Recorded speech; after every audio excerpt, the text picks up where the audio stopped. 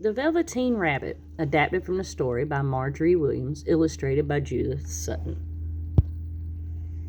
There once was a Velveteen Rabbit, and in the beginning he was really splendid. He was fat and bunchy, his coat was brown and white, and his ears were lined with pink satin.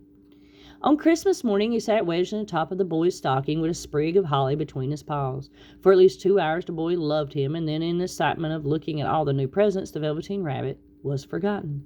For a long time the Velveteen Rabbit lived in the toy cupboard in the nursery. He was naturally shy, and some of the more expensive toys snubbed him. The mechanical toys were very superior and pretended they were real. Even the jointed wooden lion put on airs. Only the skin horse was kind to the Velveteen Rabbit. The skin horse was very wise and had lived longer in the nursery than any other of the other toys. He knew the nursery magic is very strong and wonderful, and only those playthings that are very old and experienced can understand it.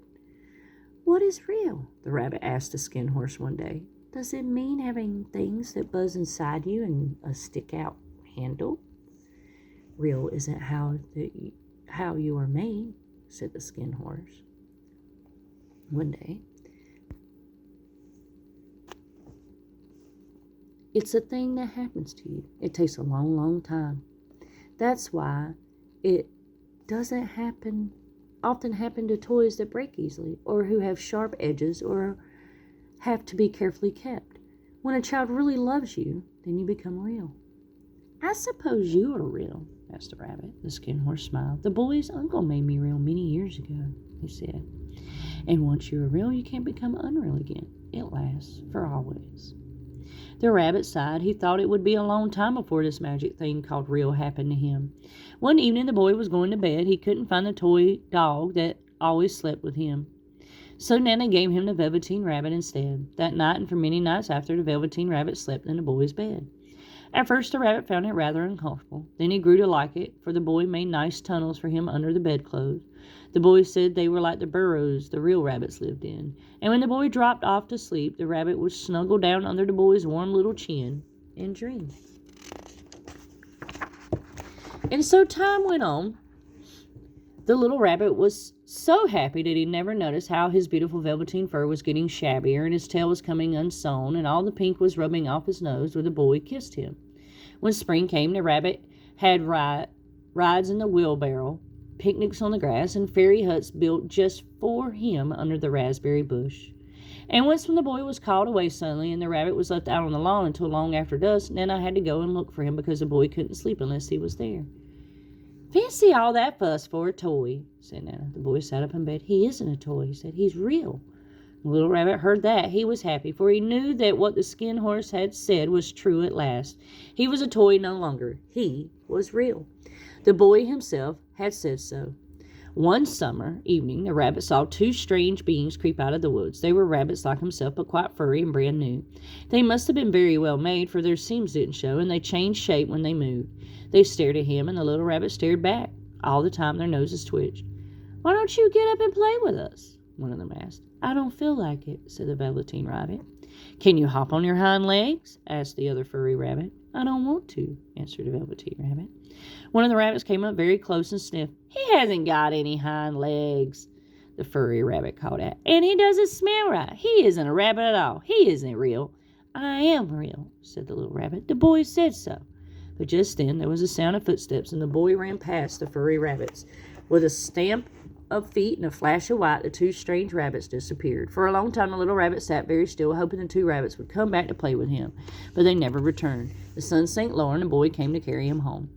Then one day the boy grew ill, his face grew flushed, he talked in his sleep, and his little body was so hot that it burned the rabbit when he held him close. It was a long, weary time, for the boy was too ill to play. But the little rabbit snuggled down patiently and looked forward to the time when they would play in the garden and in the woods like they used to. At last the fever turned and the boy got better. The doctor ordered that all books and toys that the boy had played be burned. So the little rabbit was put in a sack and carried out to the garden. Nearby he could see the raspberry bush that he had played in with the boy. He thought of the skin horse and all that he had been told by him. Of what use was it to be loved and become real if all ended like this? And a real tear, trickled down his shabby velvet nose and fell to the ground. And then a strange thing happened, for where the tear had fallen, a flower grew out of the ground, and out of the flower stepped a fairy. She came close to the little rabbit and kissed him on his velveteen nose. "Little rabbit, don't you know who I am?" she asked. The rabbit looked up at her, and it seemed to him that he had seen her face before, but he couldn't think of where. "I'm the nursery magic fairy," she said. "I take care of all the playthings that children have loved. When the children don't need them anymore, I turn them into real."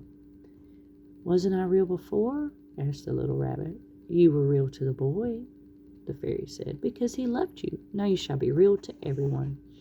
Then the fairy took the rabbit up in her arms and flew away with him into the woods. The woods were beautiful, and the ferns shone like frosted silver. In the clearing, the wild rabbits danced, but when they saw the fairy, they all stopped dancing and stood around in a ring to stare at her.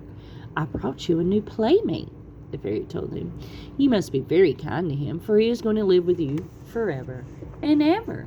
Then she kissed the little rabbit again and said, "Run and play, little rabbit." The little rabbit sat quite still for a moment. He did not know that when the fairy had kissed him, she had changed him altogether. He might have sat there for a long time if just then something hadn't tickled his nose, and he lifted his leg to scratch it. And he found that he actually had hind legs. Instead of velveteen, he had brown fur, soft and shiny, and his ears twitched by themselves. He gave one leap, and the joy of using those hind legs was so great he went springing about, jumping sideways and whirling around as the others did. He grew so excited that when he did stop to look for the fairy, she had gone. He was a real rabbit at last. Autumn passed and winter. In the spring, the boy went out to play in the woods. While he was playing, 2 rabbits crept out and peeped at him. One of them had stray markings under his fur, as though long ago he had been stuffed. The boy thought to himself, "Why, he looks just like my old bunny that was lost."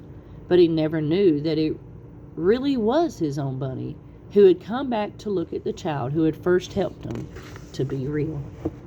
Thanks for listening. If you like what you heard, please click like and subscribe.